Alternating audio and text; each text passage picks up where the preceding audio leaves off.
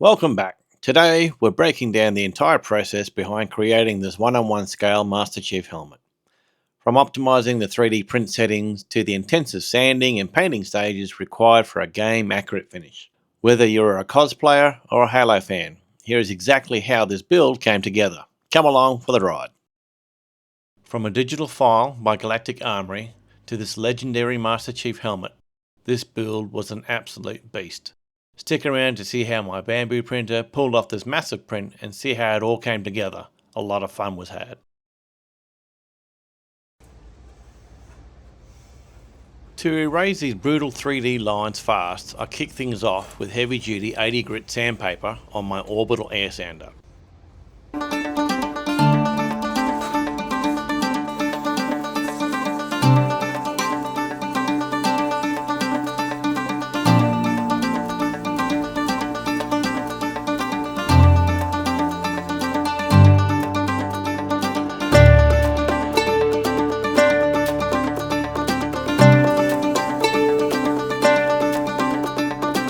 The raw air power combined with this aggressive grit tears right through the print's high ridges. It gives me perfectly flat uniform base in seconds, saving my hands hours of manual scrubbing before the primer hits.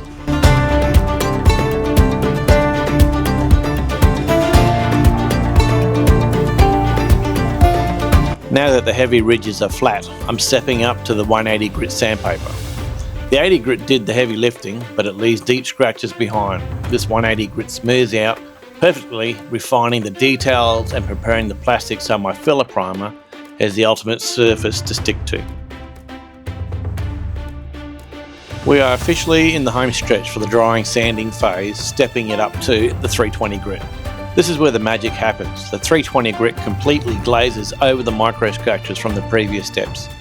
It leaves the plastic feeling like glass, meaning our filler primer is going to lay down flawlessly with zero imperfections. The trick here is keeping the RPMs low so the friction doesn't melt the raw plastic. Well, after sanding using the Dremel, I've come across areas here that I'm going to have to put some slurry filament into. Because these have come away from the supports as I've gone through and a little bit thin. So we'll get in and we'll put some support slurry back into there, a bit ABS, and that's made up of acetone and leftover bits and pieces. The good thing about it is you can go as thick or as thin as you like. It's very versatile depending on how much filament you put in. So we'll have a look at this. We'll give it a paint up with some acetone and some filament and see how we go. Alright, I'm just going to go over the helmet quickly with a 400 with a little bit of wet before I do the prime, while the bottom half is still curing with the acetone. Don't know if I might do the wet with the 800. I'll try a bit of dry, see how we go.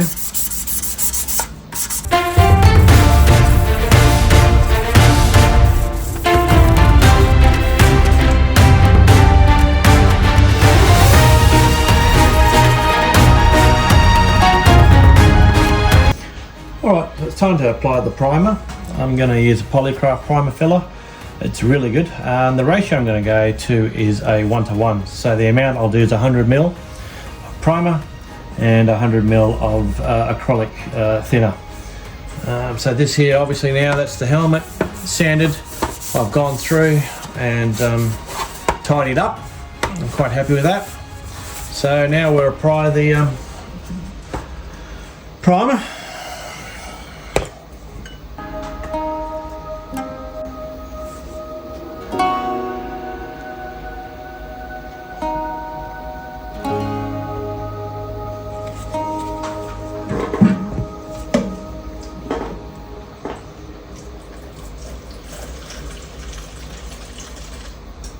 I'm going to apply this primer with an air gun.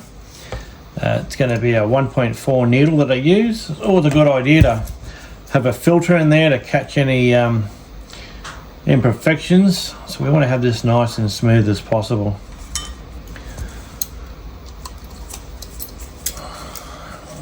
I'm going to have it so it's quite opened up meaning that it atomizes. It's going to have more of a spray than a concentration. So I'm going to open up all the valves to really get that strong projection out there. Because I'm going to be airbrushing this as well when I'm done, for the green, and I might even put a coat of silver down because I'll do some weathering, but I'm not too sure which way I'm going to go yet. But either way, we want to really have a nice atomized primer so the paint will stick well to it.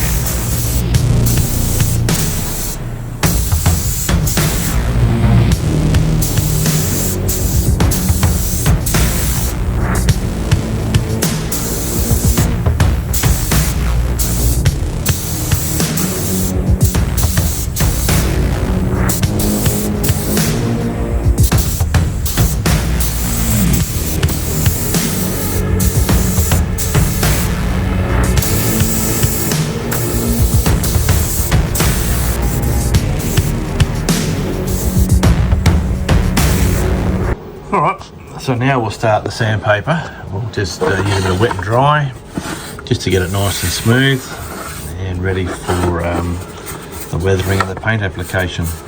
It's not too bad an end result. Well, let's get into it. I'm going to start this off with a 2000 grit. It's going to have a nice fine finish to it.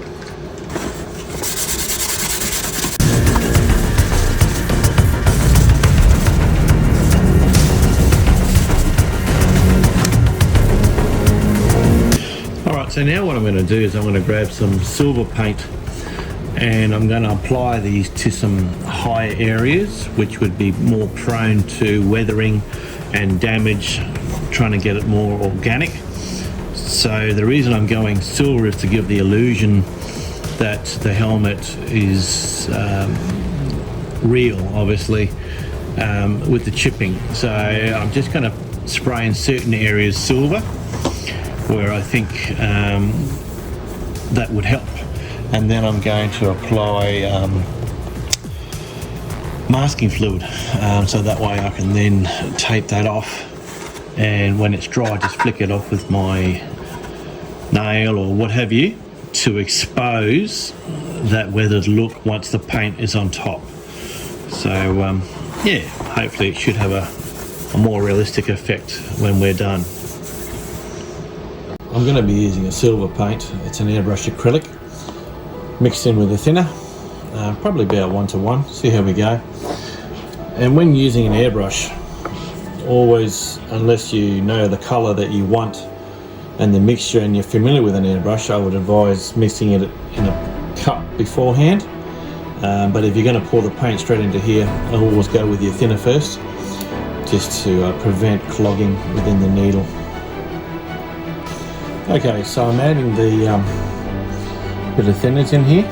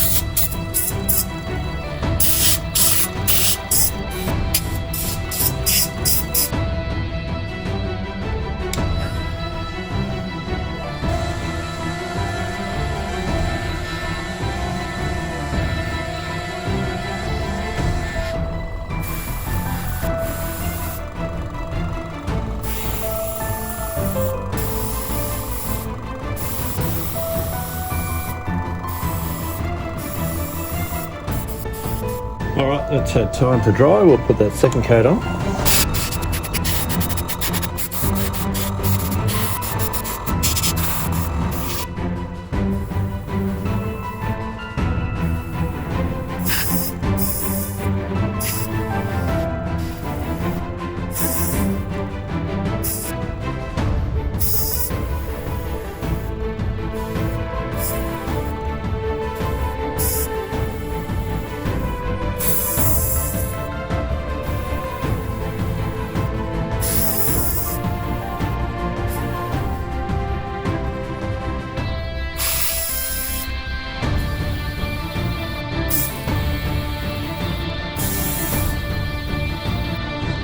Alright, so before I add the liquid latex into the areas here, it's strongly advisable to use a gloss varnish.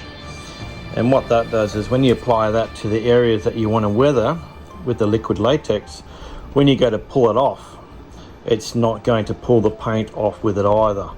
So the whole idea is to have that silver below it. We'll apply this to protect the paint, and then we'll put the liquid latex on top, so then we can pull that off later to expose the silver that we want to show for the weathering later on. Alright, so now we're going to apply the masking fluid. That's had time to cure.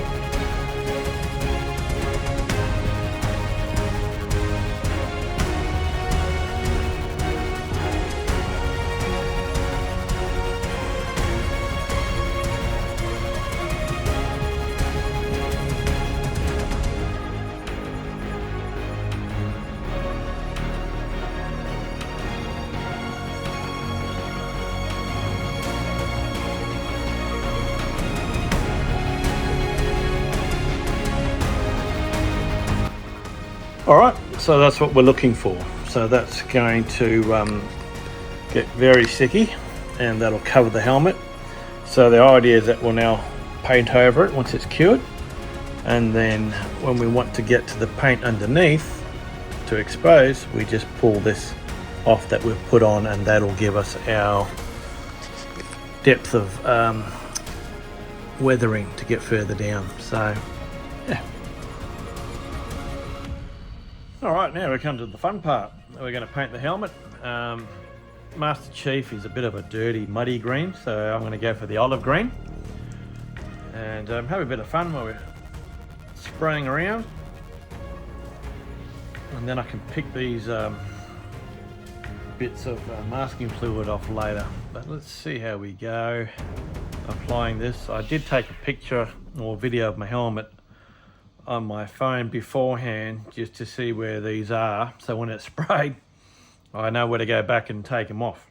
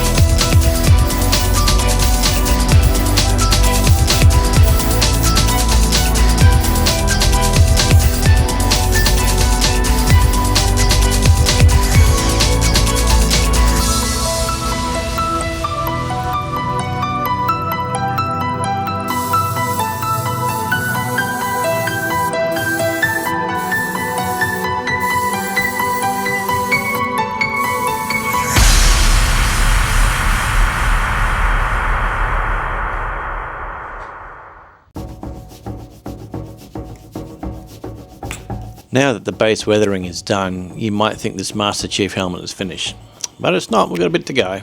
Right now the damage looks flat, so to fix this we're adding two critical steps: pure black washes with the high point highlights. First I'm using pure black acrylic paint in the deepest cracks and corners.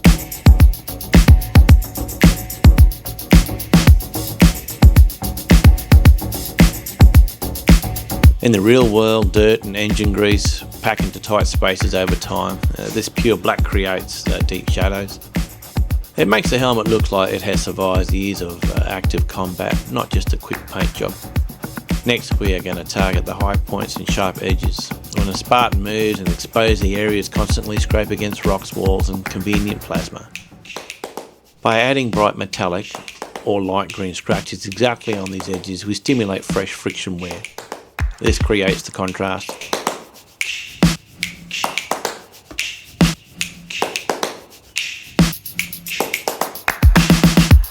The black pushes the recessed details back with the bright highlights and pulls the edges forward.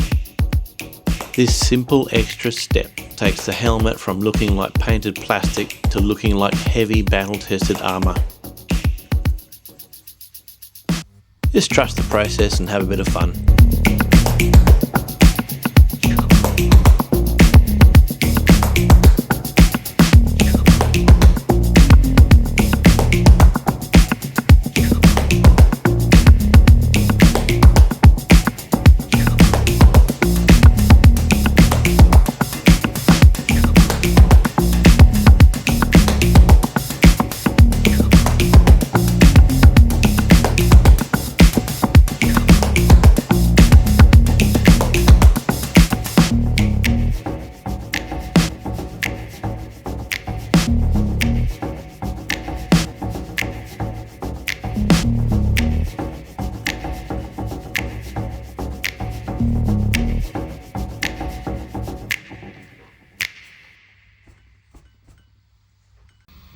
Alright, we'll come to a quick stop. Why? Well, we know that bamboo or printing machines are excellent. They measure down to the minute degree. That's why we even have calipers that we work with, just to make sure that everything fits well. But why am I mentioning this? Well, just be mindful. It doesn't happen a lot, but it can happen. And even this, the smallest amount can make a difference. And what am I talking about? Well, the face shield for Master Chief. We build it, we make it to fit perfectly within a millimetre, and you know, we just really want to have that great finish. So what I'm getting at is it's winter where I am. I'm in a garage where I work doing my cosplay, and my helmet came out of my H2S printer, which is an enclosed chamber, nice and warm. You know, the chamber can be up to 90 degrees, the needle over 200. So the build's finished, pull it out, put it into the garage instead of letting it cool down, and you can run the risk of the slightest shrinkage. ABS can shrink. So when I say shrink, okay, that's a massive exaggeration, not that much. But I'm talking about the face shield. So I wanted the perfect face shield, but unfortunately, due to minute small shrinkage, one second.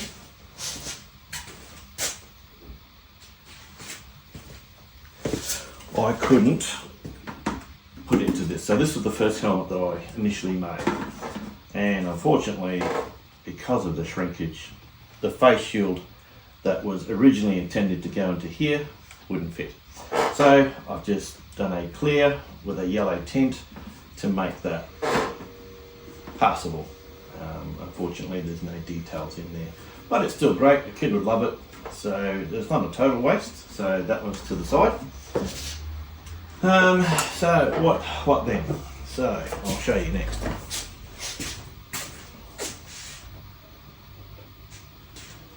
And this here is the piece of resistance.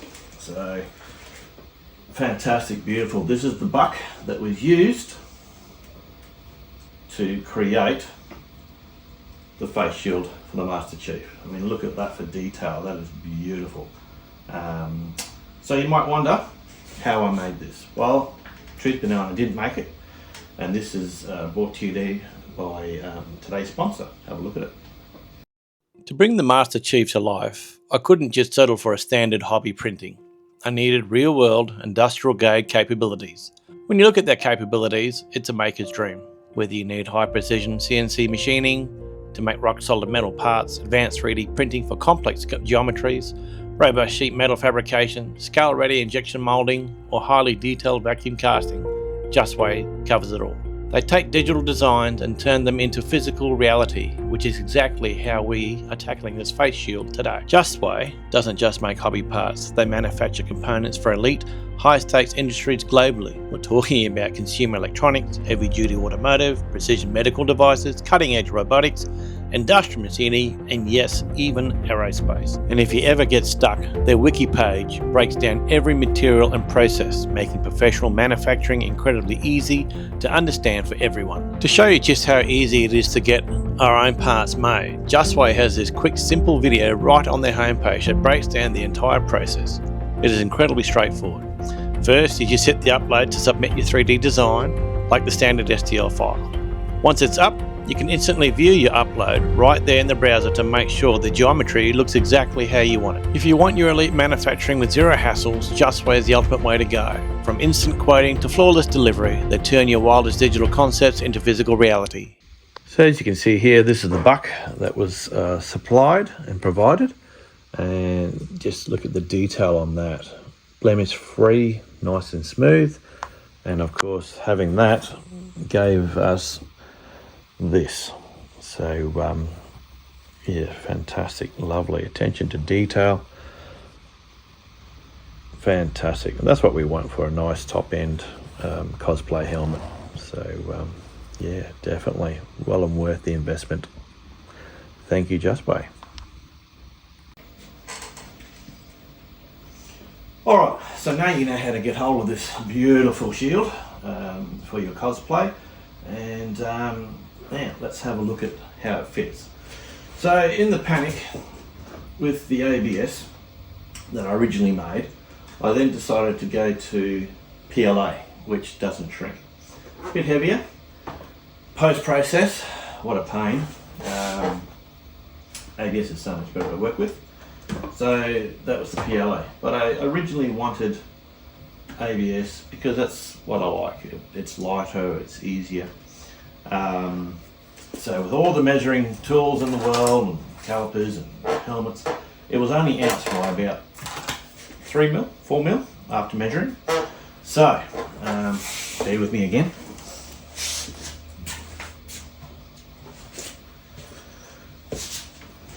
This is another one made with ABS, my intentions. So as you can see here, with the correct settings, make sure you have your correct measurements. So it's all down to about measurements. So this here, beautiful. We'll go in.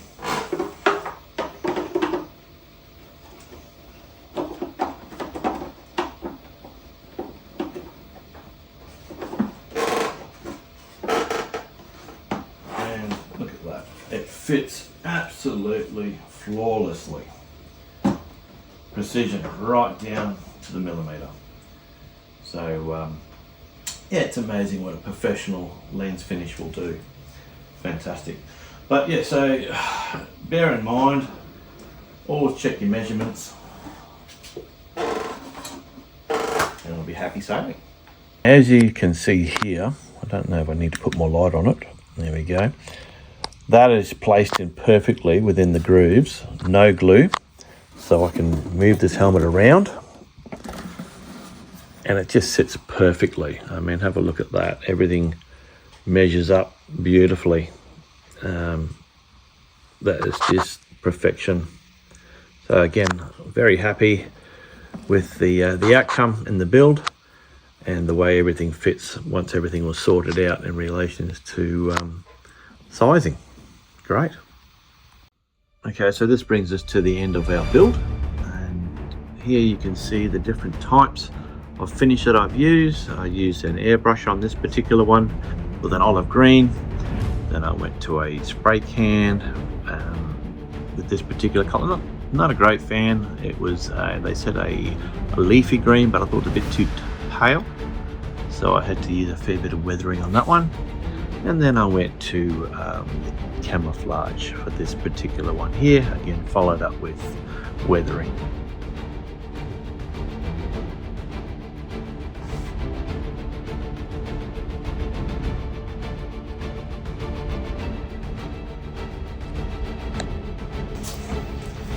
Well, that brings us to the end of another build. So thank you for joining me. We went from disaster to master chief, and yeah, learned a few things along the way, but we've always got to bear in mind to get our measurements right. But thank you again to Justway for sponsoring this video. As you can see, that face shield is coming out beautifully. So if you got some benefit or information from here, I'd appreciate a like, and if you'd like to see more, please feel free to subscribe. So we'll see you on the next build. Thanks again.